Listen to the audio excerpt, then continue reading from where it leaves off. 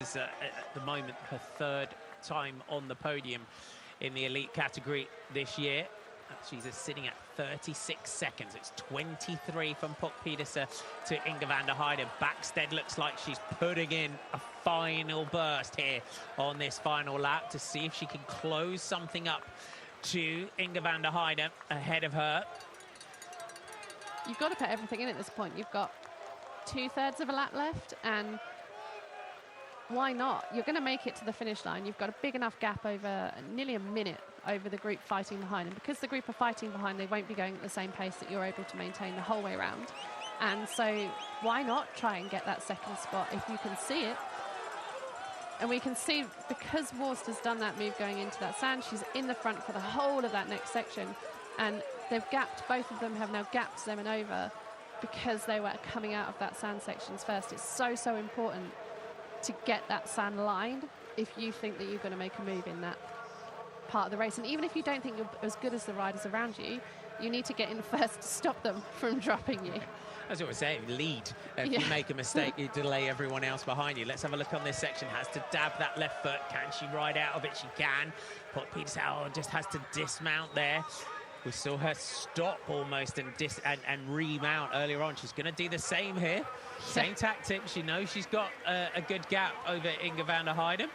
It works. And when they look down and pan down to that section, you can see how narrow it is. It really is that narrow that it's almost tricky. But Inge rode this last lap. She did a really nice line. You can see there nearly.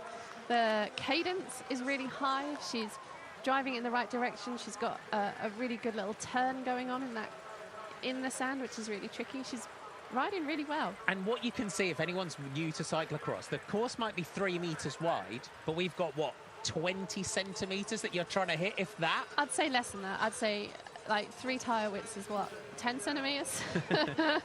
In sections, obviously here it's a bit more, but in sections just where they're getting just around that corner and trying to ride that first couple of meters, it really is very, very narrow.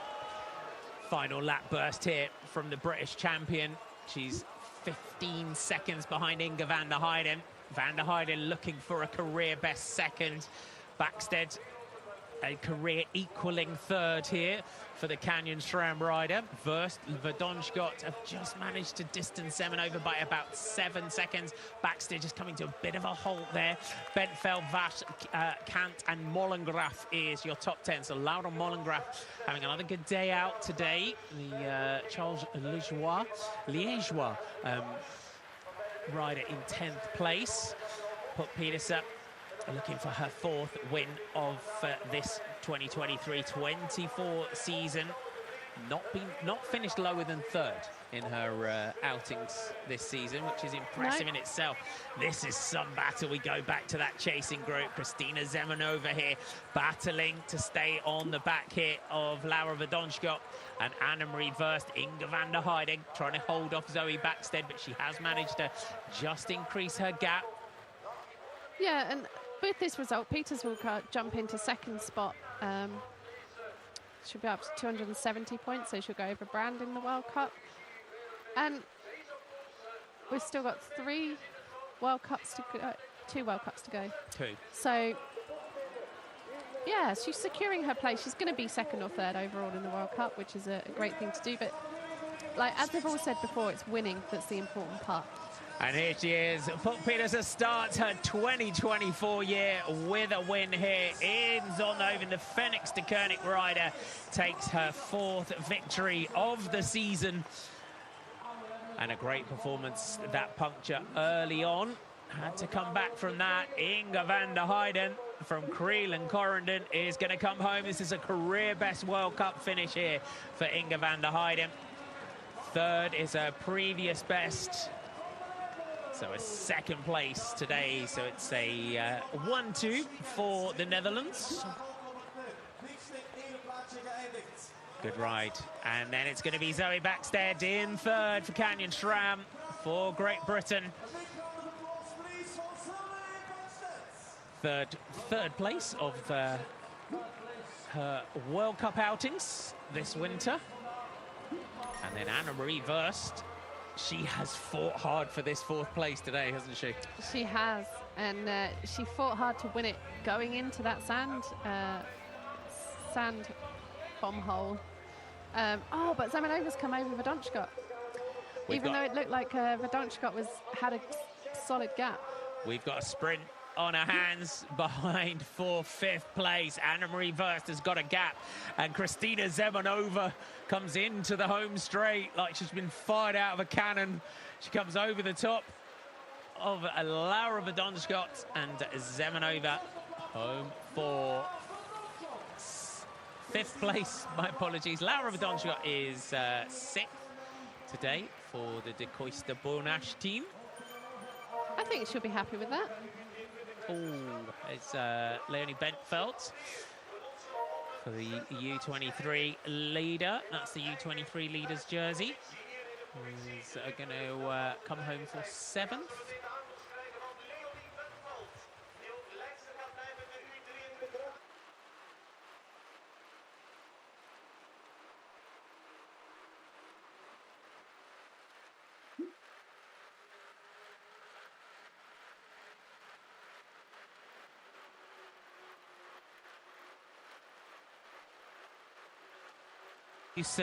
And Michael Van Turenhout just in the background. So Van Turenhout not getting a great start either today.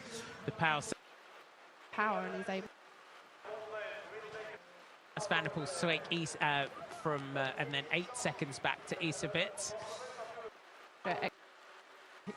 Like it's incredible to watch this man ride sand, and you'll be able to see once he gets off on his own. When you take more speed into something, it's almost like you have more control for a rider like Van der Poel, and that's when we get to see these ridiculous skills that he has. I mean, it's this year, I mean, the skill set of all of these riders is something else to us mortals, but watching him in the sand this year, it's just been a sight to behold. It really has, and he's very, very good at sand. You know, the specialists like Sweek, Sven Nys was, Niels Albert was, Wout is even. And when you look at those riders and then you look at what Van der Poel's able to do, it's just something extra, extra special. Isabit just trying to sew this gap back up in the front of this this next group. It's Nieuwenhuis, Van der Poel, Sweek, and then 8 seconds back to Isabit. And then Van der Bosch, Kamp, Kuhn, Ronhaar and Verstringer is your top 10. Nieuwenhuis is doing really, really well this year. He seems to be able to turn his hand to many different areas. He's got the speed from the road from when he's done his road racing, but he also seems to be really good in the mud sections. He's really good in sand, and that's something that surprises me a bit because he's not, you know, won lots of races as a junior or anything like that in these conditions, but he's very naturally good, and he seems to just have that power, and he's able to apply the skills to these kind of racing. That's really cool to see.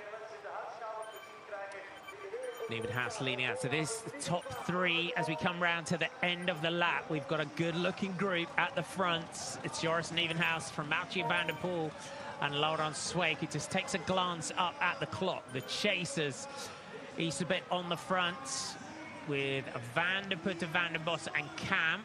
Pim Ronhaar knows he's got to close this gap up. Kevin Kuhn, Emil Verstringer, then Lars van der Haar.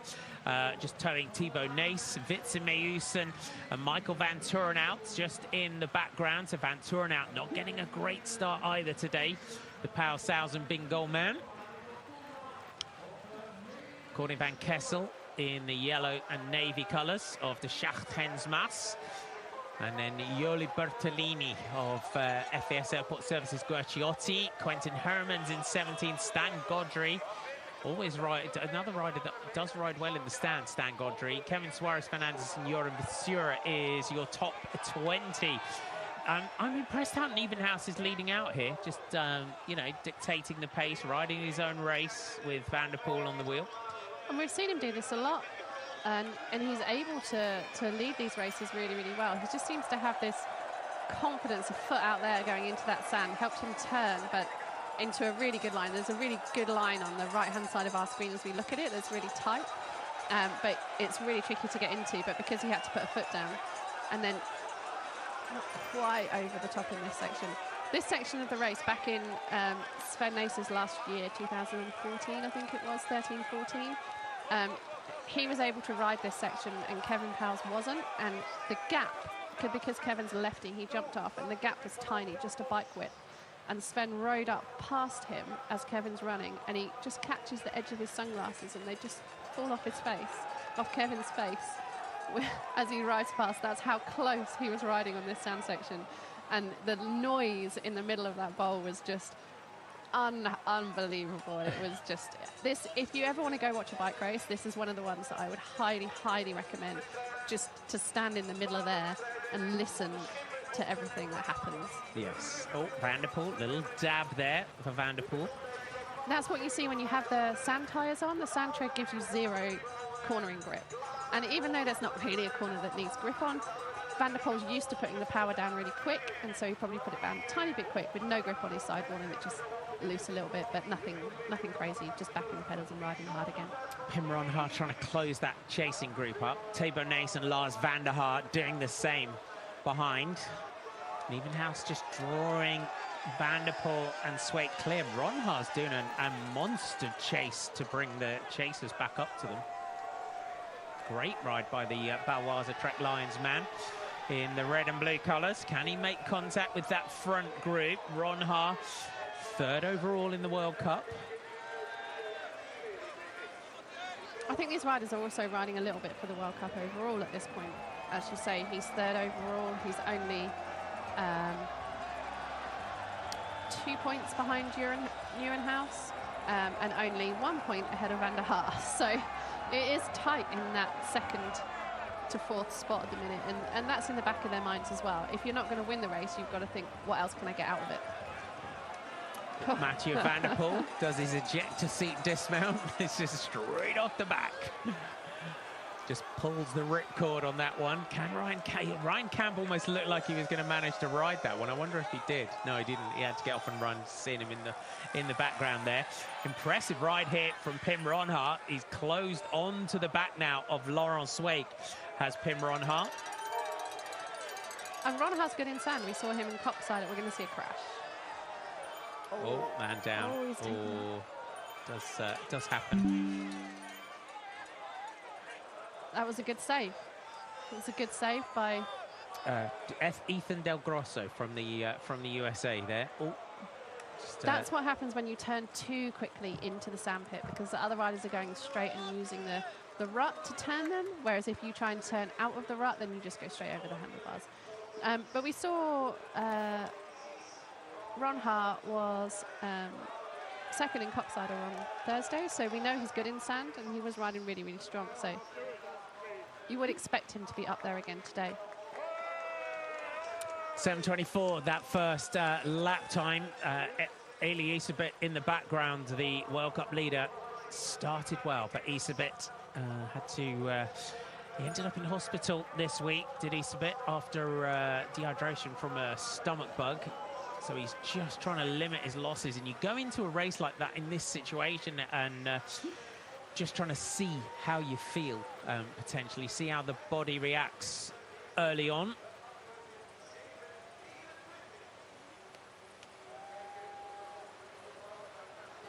Quite often when you've been in that situation, you actually are really struggling because your body's trying to recover from dehydration.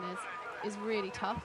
Your body needs to try and recover. If you've had the stomach bug, you haven't got that energy, you haven't been able to replace the energy properly with fueling, and you haven't ridden your bike, which some people are okay if they haven't ridden their bike, but some people it's an absolute disaster for them, and they need to ride in order to actually feel anything in their legs. And confidence comes from that feeling in your legs. So I wouldn't expect him to have an amazing ride today, to be honest, but he has another week until Nationals and then another 2 weeks until the next World Cup to try and recover.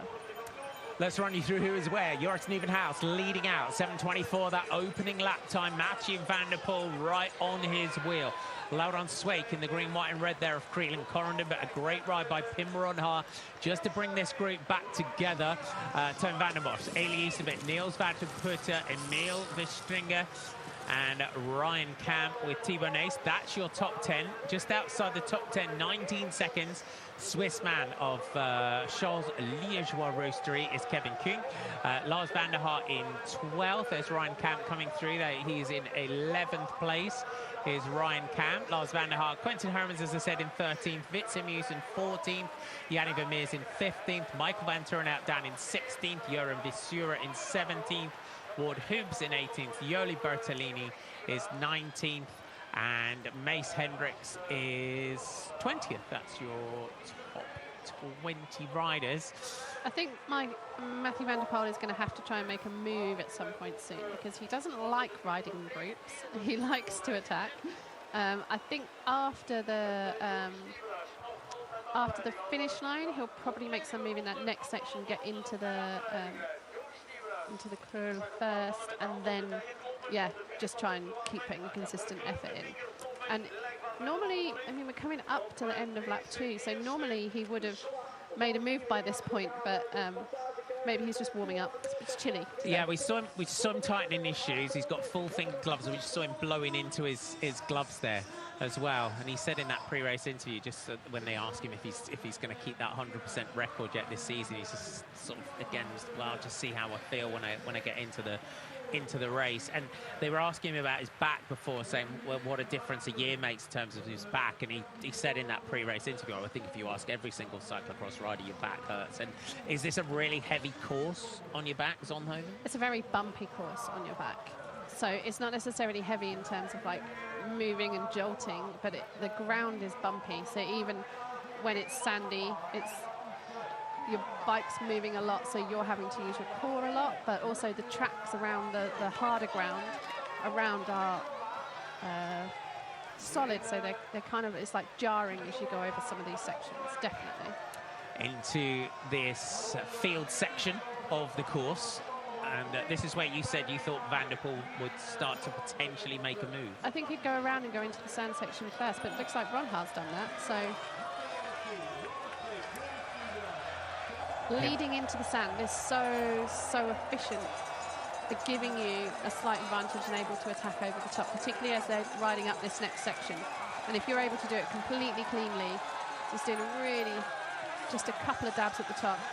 Did Van der Poel ride it? Van der Poel rode it, whereas Sweeck had to jump off. So that gives you the advantage to be able to then attack. Just outside of, they just need to pull that camera back just very, very slightly. Kevin Kuhn drops in. You can see almost every rider just taking a huge sigh of relief at the bottom of that drop in. But it did look like Van der Poel had ridden that section, but Pim Ron Haar, sensible move there, led in. If Van der Poel had potentially ridden it, he might have been able to distance everybody out of that ride up out of the sand. Toon van den Bos having a great ride here as well in 5th. Yeah, he is. And Ron Haar has that huge confidence. He knows he's good in the sand, but he has that huge confidence from his results of late. And I feel that at this point they're thinking, okay, well, why isn't he attacking? Why isn't Van der Poel attacking?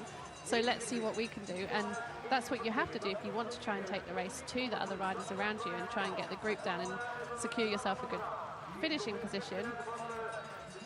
I still think Van der Poel is just biding his time, playing with them, toying He's with like them. a big cat, isn't he? Just playing with everybody.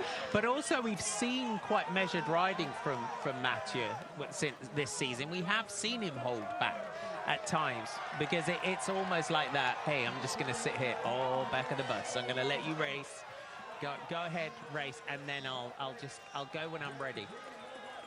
So we have seen some quite relaxed times this season as well. But normally when the race is fast, normally when the riders at the front are making it really fast. And in order for there to be this big a group, they're not putting out a crazy fast lap. So, I mean, you can see how close Nieuwenhuis is riding to the back of Sweeck's wheel there in the sand. You wouldn't do that if they were going at the fastest speed that they're capable of riding this at. And when you look around this, as I said, you've raced this, but this is a football stadium-sized crowd in this bowl, isn't it? It is, and it's loud. The acoustics are brilliant. It would make a great concert venue, and it's loud in there. And when you get a particular favourite, you know, like a yeah, a Belgian favourite like a Wout van Aert, you would get this huge roar of the crowd as you see him jump in and go the other side. And Asana Kant in the women's race in her winning days, you could just hear where she was the entire way around because of that. Ryan Camp, the man in black, running there. New sponsors, Colnago backing Ryan Camp.